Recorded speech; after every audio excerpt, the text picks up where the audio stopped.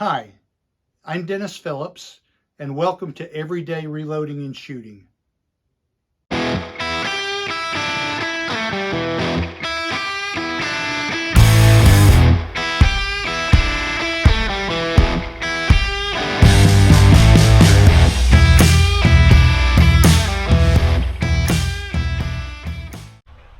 Alright, so today I'm practicing with my Ruger AR5.56, and I've loaded 155 grain full metal jacket bullets using CFE223 powder at 26.7 grains. That should produce a velocity of 3,100 feet per second. I'll be shooting 20 targets, 5-shot groups each at 25 yards. And so we want to see how these will group. So I'm considering this to be a practice session rather than an experiment. But I guess every time I come to the range, I'm always experimenting with different loads. So I will load these up, send them down, and see how they perform. You're welcome to enjoy the music while I fast forward through my shooting, or you can skip forward to the results at the end. This should go pretty quickly.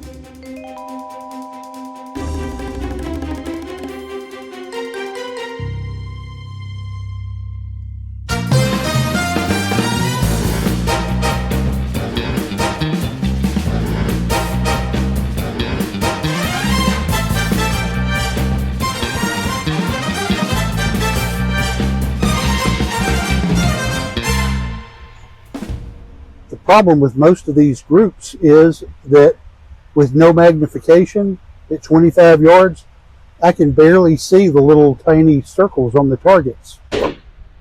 As I said, this was primarily for practice. A few groups that are kind of respectable here and here. But overall, I think they shot pretty well. So we will take them home and measure them and see how they compare. This was a practice session with my Ruger AR5.56, shooting at 25 yards using 26.7 grains of CFE223 powder, which produced a 3,100 foot per second velocity using Gen X primers and 55 grain full metal jacket bullets. I was shooting at 25 yards, and the problem that I had with this session is at 25 yards, these dots are almost impossible to see with my eyes. So what I had to do was, if I was shooting this, for example, I tried to make sure that the rest of the targets on this line were set horizontally with the dot on the dot sight, and that these were set vertically. And so tried to shoot that way. Next time, I believe I'll probably go with a black dot and possibly a slightly larger dot so I can see that better. And I think I'll probably get better results. These were all the same charge weight. So I'm just going to go through here and tell you the extreme spread: 136, 142, 139, and 144. The row average was 140. On the next row, we had extreme spreads of 214, because of a flyer here, 152, 144, and a fairly decent group at 101. And the row average there was 153. Now, I was adjusting the sight along the way, so as these were shooting lower, I tried to adjust the sight to make it shoot higher, and as they were shooting to the right, I tried to adjust it to the left so they would shoot more centered. So throughout this session, I would periodically bring the target in and adjust the sights.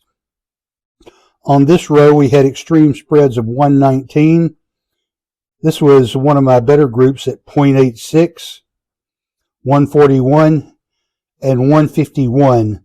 Those seem to be about the typical range for this particular target.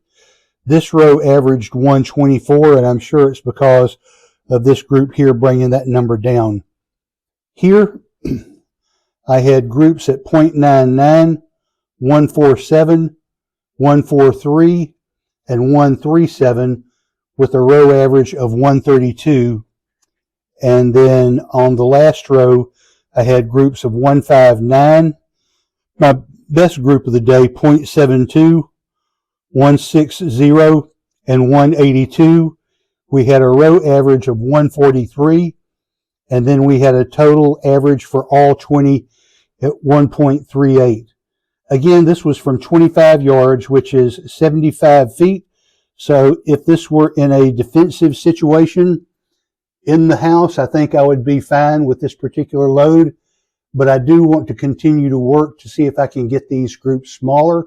So I will load something like this again, possibly using a different powder, but the same 55 grain full metal jacket bullet, and we'll see how those perform.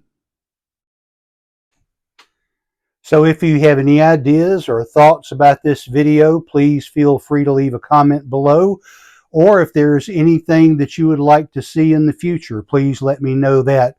I always try to interact with everyone who comments.